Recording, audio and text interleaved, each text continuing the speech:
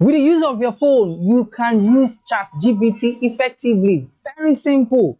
With your phone, I know most of you don't know, it is very easy to use ChatGPT on your phone.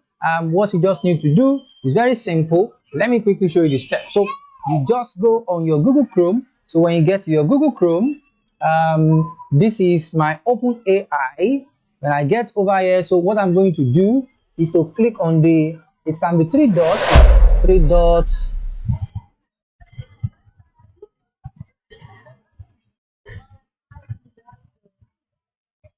add to home screen. Can you see?